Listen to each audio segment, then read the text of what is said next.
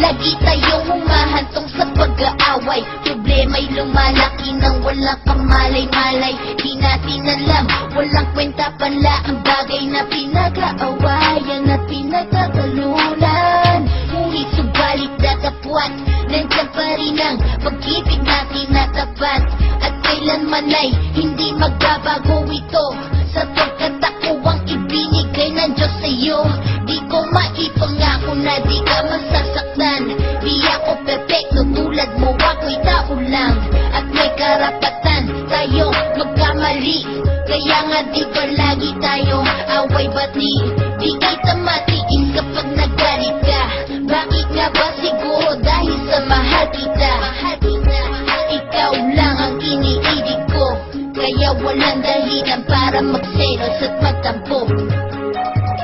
Mahalaga ba ako sa'yo? Di ko na kailangan sagutin ang mga ito, dahil nakikita mo at nadarama na ikaw ay mahalaga.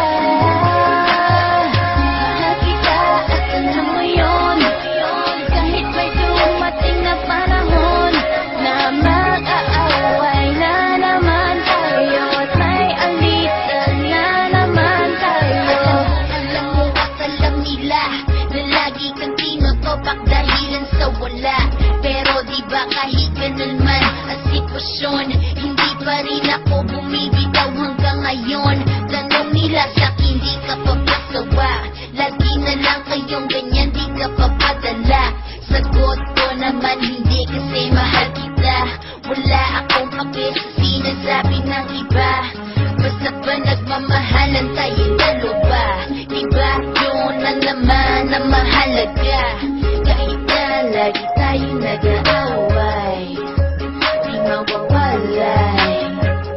Ang pag-ibig ko sa'yo ay ganun pa rin, at kailanman ay di ko kayang tumingin sa iba para hanapin ang papalit sa'yo.